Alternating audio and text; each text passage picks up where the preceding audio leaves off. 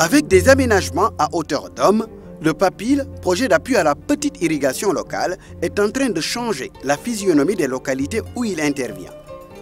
Comme plusieurs pays sahéliens, naguère durement touchés par une baisse de la pluviométrie, le Sénégal a renoué avec un cycle plus humide, avec des hivernages pluvieux, occasionnant d'ailleurs très souvent des inondations. Dans sa zone d'intervention, le PAPIL, sur financement de la Banque africaine de développement, permet aux populations de recueillir, de stocker et de valoriser les eaux de ruissellement. Au 31 décembre 2010, 18 digues de retenue, 8 digues anti-sel et 2 digues combinant les deux, le stockage des eaux et la lutte contre la salinisation des terres, ont été réalisées dans les régions de Fatick, Kolda, Tambacounda et Kédougou. Ces réalisations ont permis de procéder à une augmentation notable des terres cultivables. Le calendrier agricole des populations bénéficiaires s'est aussi considérablement allongé.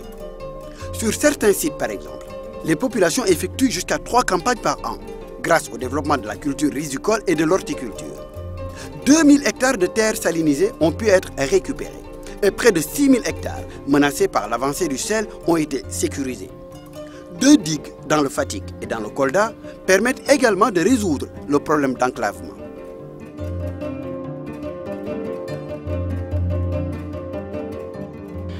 C'est un endroit où on cultivait du riz. Mais il s'est trouvé à un certain moment que vraiment l'eau ne s'arrêtait plus, ça allait directement vers la mer. Donc il n'y avait pas de possibilité de l'arrêter. De telle sorte que maintenant, en fin de saison, on récoltait pratiquement le quart de ce qu'on semait. Et ça posait un sérieux problème. Alors lorsque le PAPIL est arrivé, vraiment, ça nous a sortis de cette situation. Non seulement l'eau s'est arrêtée, mais vraiment les producteurs, ceux qui vraiment exploitaient la vallée, c'est-à-dire les 7 villages, vraiment le nombre a vraiment triplé, voire vraiment multiplié par 5. Avant, on ne voyait que 50 producteurs.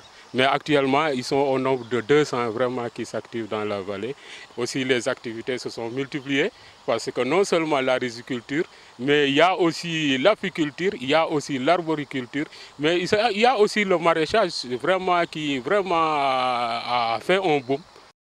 Avant, par exemple, la réalisation de l'ouvrage, les villages qui se trouvaient derrière la vallée, presque on peut dire, faisaient partie de la Gambie ou faisaient toute leur occupation en pays étranger. Présentement, ils vaquent à leur population comme tous les Sénégalais, n'ont aucun problème pour se rendre à l'intérieur, se soigner dans les postes de santé de la collectivité et autres. Près de 14 à 15 000 habitants vivent derrière, y compris la communauté rurale. Ma propre collectivité qui est Kersambagé, celui de Kersaloum Diané et d'autres villages qui sont de derrière et qui font partie de la région de Kaolack. Tous actuellement passent là pour se rendre à Kaolack ou ailleurs à l'intérieur du pays. Non seulement le fait de pouvoir passer, mais c'est des agriculteurs qui y vivaient derrière, qui ont leur production en arachide et autres.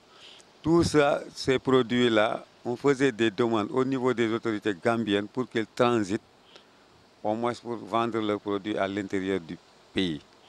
D'autre part, il y a parmi ces opérateurs qui n'osaient même pas poser pied derrière, parce que s'ils font leur achat en matière d'arachide, ils n'auront pas de transporteur pour, par exemple, faire venir ces produits dans les usines sénégalaises. Pour accompagner les populations et leur permettre de valoriser de manière optimale les aménagements, le PAPIL a jugé utile de répondre positivement à certaines de leurs doléances.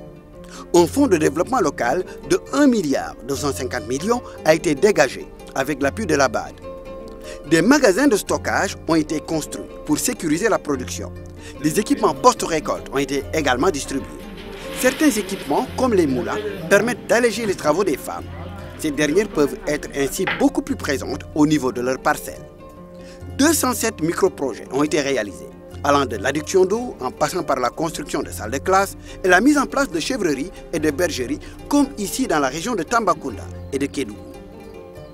Pour une bonne gestion et une pérennisation des infrastructures, le PAPIL a mis en place un dispositif d'accompagnement des populations à travers des opérateurs de proximité.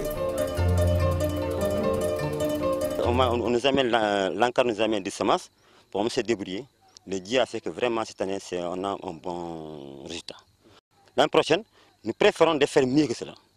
Et moi, avec mon équipe, vraiment, même aujourd'hui, il y a des gens qui sont quittés dans les villages et venus visiter les champs, en me disant que vraiment, s'ils savaient que le riz allait être bon, tout le monde allait cultiver. Bon, je souhaite au nom bon Dieu Allah que Dieu m'a donné la chance de faire le champ et l'année prochaine, je pense que nous ferons le mieux plus que cela.